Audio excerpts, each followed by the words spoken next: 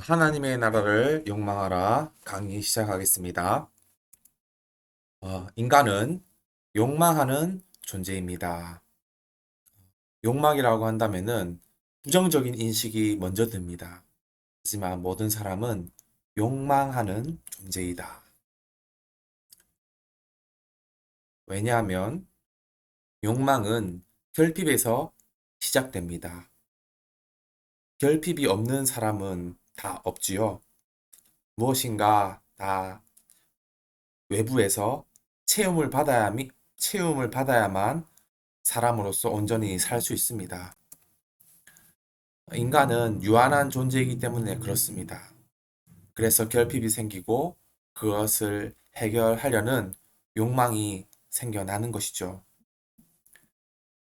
하나님께서 사람을 지으셨을 때는 아무런 결핍이 없는 상태로 지으셨습니다.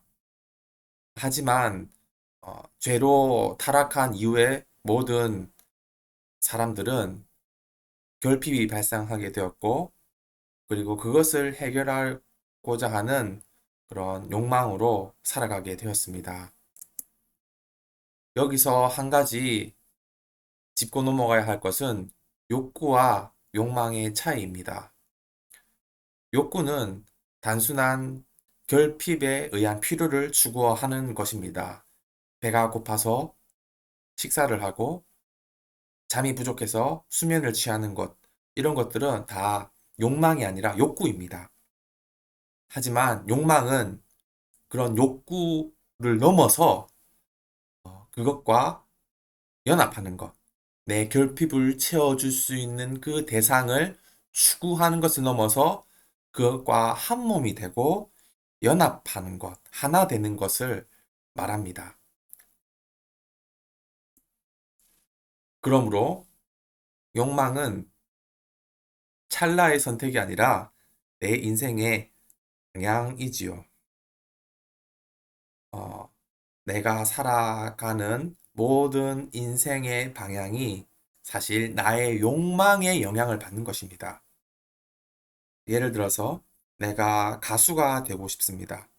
그러면은 그 가수가 되고자 하는 그 욕망을 이루기 위해 내 모든 습관과 환경과 그런 계획들을 다 그것을 이룰 수 있는 방향으로 설정하기 때문에 어, 결국 욕망은 찰나의 선택이 아니라 내 인생 전체를 좌우하는 그런 인생의 어, 이정표가 되는 것이죠. 내가 욕망하는 것을 통해 내 삶이 진행되는 것입니다. 나는 우연하게 이런 삶을 산다. 나는 얼떨결에 이런 위치에 올랐다. 이런 건 없습니다. 항상 내가 그것이 되고자 하는 욕망하는 그것을 추구해왔던 삶이 있었기 때문에 내가 이 위치에 있는 것이고 이러한 삶을 사는 것이죠. 따라서 욕망은 내 삶을 이루고 있고 내 삶을 이끌어가는 그런 강력한 그런 힘이 되는 것입니다. 이 세상 속에 욕망이 없는 사람은 없습니다. 모든 사람들이 다 유한하고 결핍된 존재이기 때문이죠. 설사 무소유의 삶을 주장하는 사람이 있다고 해도 그 무소유의 삶조차도 욕망의 상입니다. 그래서 욕망이 없는 사람은 없다는 것이죠.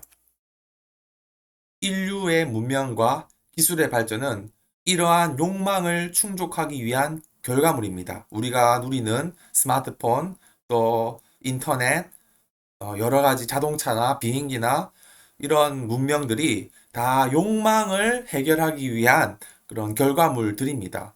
내 삶이 충분히 만족하고 더 할 나위 없다면은 기술이 발전될 이유도 없고 문명이 진보할 이유도 없는 것입니다. 하지만 내가 결핍을 느끼고 부족을 느끼기 때문에 어, 우리가 더 많은 그런 기술과 문명의 발전을 추구하는 것이죠. 불교는 욕망을 억제하는 것을 말합니다. 그래서 참고 또 누르고 그런 것을 가르치죠. 하지만 기독교는 다릅니다. 욕망은 억제의 대상이 아니라 욕망을 어디에 할 것인지, 욕망의 대상을 어떻게 설정할 것인지를 말합니다. 기독교는 욕망의 대상을 바꾸라는 것을 말하는 것입니다. 바로 하나님 나라를 욕망하라는 것이죠. 교육은 지식과 정보를 습득하여 더 나은 삶을 살도록 가르칩니다. 교육의 목적이죠. 우리가 학교를 다니고 학원을 다니는 이유는 그 목적이 더 나은 삶을 누리는 데 있습니다. 그것을 위한 수단으로서 지식과 정보를 습득하는 것이죠. 하지만 교회에서 말씀하는 것, 그리고 기독교에서 가르치는 것은 우리의 삶의 목적인 더 나은 삶은 지식의 습득에 있는 것이 아니라 무엇을 욕망하는가에 있다고 말하는 것입니다. 욕망의 대상을 어떻게 두느냐에 따라서 더 나은 삶이 있다고 가르치는 것이 성경의 가르침이고 기독교 교육의 가르침입니다. 더 나은 삶은 바로 하나님 나라를 욕망하는 것에 있습니다.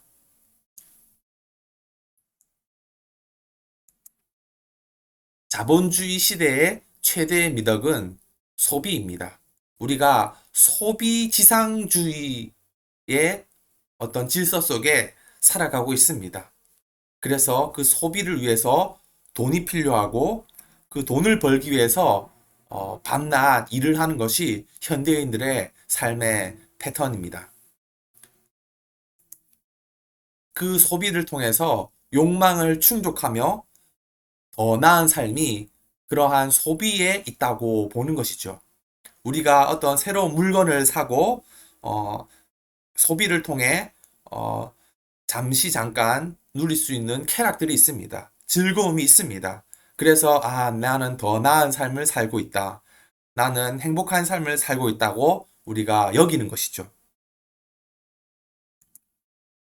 그리고 TV, 유튜브, SNS, 이마켓 모든 그런 매체들은 우리에게 소비를 부추기는 것입니다. 아주 어, 좋은 상품을 들고 나와서 이것을 가지면 너는 행복해질 것이다. 이것을 먹으면은 너는 어, 즐거울 것이다. 이것을 우리에게 늘 부추기는 것입니다. 거대한 쇼핑몰은 또 다른 형태의 교회입니다. 우리가 거대한 그런 컴플렉스 몰에 들어간다면은 우리의 이목을 아주 사로잡는 그런 화려한 그런 어, 환경들을 볼 수 있습니다. 그것이 단순히 그냥 물건을 사고 파는 그런 단순한 형태의 어, 그런 공간이 아니라 그 이상의 의미를 가진 공간입니다. 우리가 보는 것들, 우리가 느끼는 것들, 우리가 맛보는 것들, 이것들이 단순히 그냥 욕구를 채우는 것이 아니라 우리의 욕망을 자극한다는 것에 문제가 있는 것입니다. 쇼핑몰에서 쇼핑하는 것은 또 다른 형태의 예배입니다. 물건을 사고 판다는 것, 이것을 통해 내가 더 나은 삶을 누린다. 이것을 우리가 어, 생각하기 때문에 이것은 또 다른 형태의 예배로 볼 수 있는 것이죠. 그리고 TV, 인터넷, SNS는 또 다른 형태의 선교단체입니다. 선교하는, 포교 활동을 하는 곳이죠. 그래서 이런 TV나 인터넷, 그리고 SNS를 통해서 우리가 전도를 받아서 쇼핑몰로 향하게 되는 것이죠.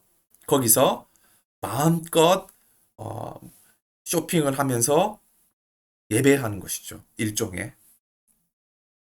그것이 이제 현대 사회의 질서인 것입니다. 그리고 그것을 위해서 우리는 끊임없이 공부하고 또 돈을 벌고 활동을 하는 것이죠. 그래서 이런 명제가 성립합니다. 나는 쇼핑한다. 고로 존재한다.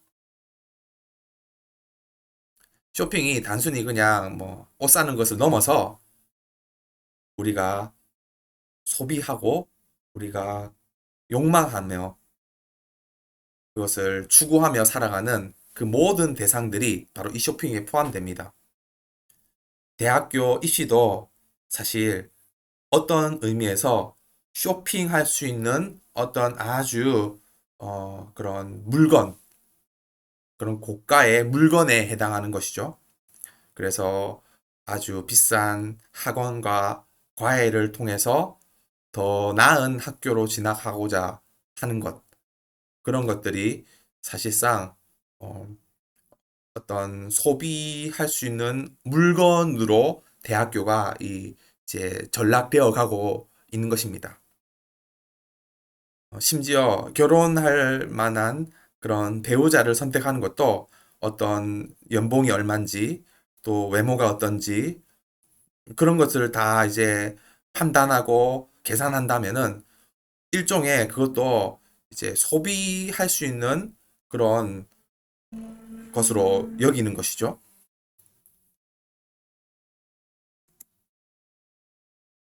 온라인 예배는 진작에 하고 있었습니다. 다만 대상이 하나님이 아니었을 뿐이었죠. 내가 사랑하는 것이 곧 나 자신이다. 내가 사랑하고, 내가 욕망하고, 내가 바라고 추구하는 것이 나와 무관한 것이 아니라 그것이 바로 내 자신을 형성하는 그런 중요한 그런 부분이라는 것입니다. 내가 욕망하는 것, 내가 추구하는 것, 그것이 바로 내 삶을 채워나가는 것이고, 그 내 삶에 그런 것들이 모여서 결국 나 자신을 나타내는 것입니다.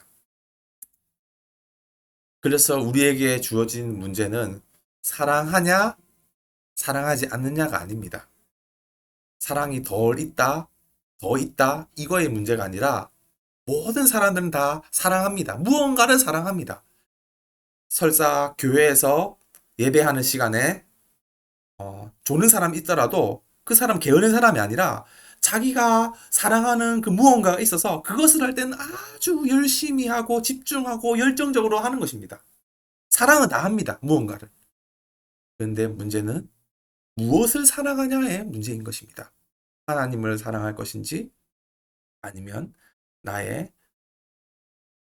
쾌락을 사랑할 것인지 나의 어떤 행복을 사랑할 것인지